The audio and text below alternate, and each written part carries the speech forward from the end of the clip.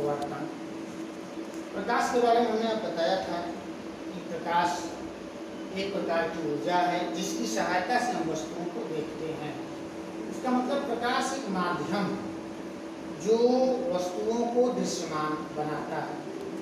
तो इसमें एक नियम हमने आपको प्रकाश का परावर्तन बताया था कि जब कोई प्रकाश की किरण एक माध्यम से दूसरे माध्यम में, जब एक माध्यम से दूसरे माध्यम में टकराती है तो उसी माध्यम में वापस लौट आती है, तो उसे प्रकाश का परावर्तन कहते हैं। आज बच्चों हम बताएंगे आपको प्रकाश का अपवर्तन क्या है।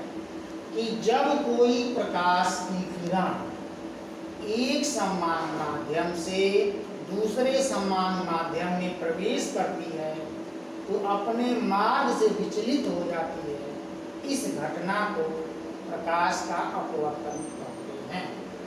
दूसरे शब्दों में हम कह सकते हैं कि जब कोई प्रकाश की किरण एक माध्यम से चलकर दूसरे माध्यम में प्रवेश करती है तो अपनी दिशा बदल देती है, जिसे हम प्रकाश का अपवर्तन करते हैं। इसका मतलब ये है कि जब प्रकाश की किरण एक माध्यम से जब दूसरे माध्यम में जब वो चलती है तो वो क्या करती है, जैसे मान लीजिए एक माध्यम आपका वायु है ऊपर और दूसरा माध्यम जल है।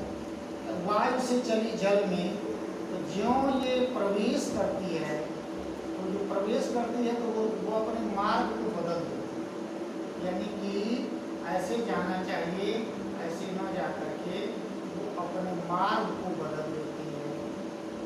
इसका मतलब कि अगर सघन माध्यम से विरल माध्यम में प्रवेश करेगी तो अभिलंब से दूर हट जाएगी, और विरल माध्यम से सघन माध्यम में प्रवेश करेगी तो अभिलंब की ओर मुड़ जाएगी। ये मान लीजिए ये आपतित किरण है, ये ज्यों ये प्रवेश की अपवर्तित किरण हो रही है, अपवर्तित किरण। इसका मतलब ये हुआ कि प्रकाश की किरण माध्यम एक से, ये माध्यम एक है, माध्यम एक से ऊपर वाला जो माध्यम एक है और नीचे वाला है माध्यम दो, तो माध्यम एक से आ रही है अपवर्तित किरण है, और ये इस माध्यम जब दूसरे माध्यम प्रवेश करती है तो इसको जाना चाहिए, इसे न जा करके तो अपने मार्ग से मुड़ जाती है, और यही घटना को हम प्रकाश का अपवर्तन करते हैं।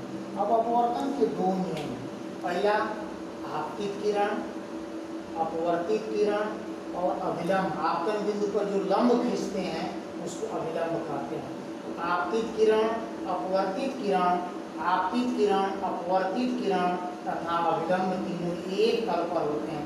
ये मैंने चित्र में लिखा है, ये आपतित किरण है और ये, और जब ये दूसरे माध्यम में प्रवेश की है तो ये अपवर्तित किरण हो गई। आपतित किरण, अपवर्तित किरण और ये अभिलंब जिसमें दर्शाया गया है अभिलंब है, ये अभिलंब है। आपतित किरण, अपवर्तित किरण, अभिलंब तीनों एक तल पर होते हैं। और दूसरा कह रहा है कि आपतन कोण की ज्या तथा अपवर्तन कोण की ज्या परस्पर समानुपाती होता है। इसका मतलब कि sine I proportional to sine are. अब यहाँ हम क्या करेंगे, जब इसको हम ये प्रोपोर्शनल के चिन्ह को हटाएंगे तो लिखेंगे sine i equal to n sine are. अब ये लिखेंगे sine i upon sine r equal to n. N एक नियतांक है जिसे क्या कहते हैं, पहले माध्यम के सापेक्ष दूसरे माध्यम का हम सापेक्ष अपवर्तनांक करते हैं। अगर मान लीजिए कि ये ऊपर वाला विरल माध्यम है, ऊपर वाला विरल माध्यम है, ऊपर वाला विरल माध्यम और नीचे वाला सघन माध्यम है। जो घना होता है वो सघन होता है और जो कम घना होता है वो विरल माध्यम। जैसे वायु के कण दूर दूर है तो ये विरल माध्यम है, और जल के कण क्या है, पास पास हैं तो सघन माध्यम है, ये जल के कण है। तो ये आपतित किरण यहाँ से आई है, यानी कि सब ये विरल माध्यम से सघन माध्यम में प्रवेश की है, तो ये क्या हो गई है, ये जो अभिलंब है, अभिलंब की ओर मुड़ गई है, अभिलंब की ओर मुड़ी है इसको। अब देखिए क्या है, आपतित किरण और ये अभिलंब के बीच जो कोण बन रहा है इसको आई कहते हैं, और ये इसको आर कहते हैं। तो यही साइन आई जो है, साइन ये जो, और दूसरा क्या है, आपतित किरण, ये आपतन कोण की ज्या, यानी आपतन कोण आई है, इसकी ज्या है साइन आई। तो साइन आई साइन आर की क्या होती है, समानुपाती होती है। इसका जो अनुपात होता है साइन आई और साइन आर का यन के बराबर होता है। यन एक नियतांक है जिसको हम पहले माध्यम के सापेक्ष हम दूसरे माध्यम का सापेक्ष अपवर्तनांक करते हैं। अब देखिए आ जाए क्रांतिक कोण क्या है।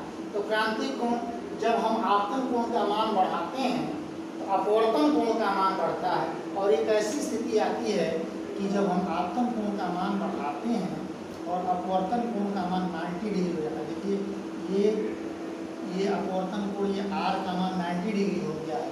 तो जो आपतन कोण के जिस मान पर, यानी आई का वह मान जिस पर अपवर्तन कोण का मान 90 डिग्री है, तो आई के उस मान को, यानी कि आपतन कोण के उस मान को क्रांतिक कोण कहते हैं। और क्रांतिक कोण को सी से प्रदर्शित करते हैं। और साइन सी बराबर होता है 1/n, यानी कि यन क्या है, अपवर्तनांक है। अपवर्तनांक, यन अपवर्तनांक है। दूसरे शब्दों में यन इक्वल टू 1/sin c।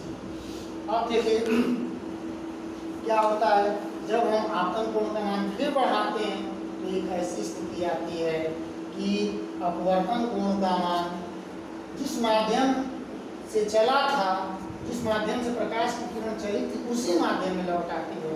यानी कि सघन माध्यम से सघन माध्यम में आ जाती है। और ऐसी स्थिति को हम पूर्ण आंतरिक परावर्तन कहते हैं। यानी हीरा जो है चमकदार होता है पूर्ण आंतरिक परावर्तन के। अब देखो एक शब्द है, किन्हीं दो असमांतर तलों के बीच स्थित पारदर्शी माध्यम को प्रकाश के संचरण के संदर्भ में प्रिज्म कहते हैं। यानी अगर ये दो अपवर्तक पृष्ठ हैं, इनके बीच जो कोण बनेगा ये प्रिज्म कोण बनेगा।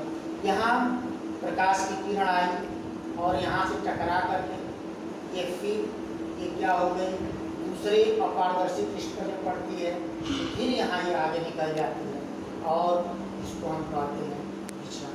ठीक है, आज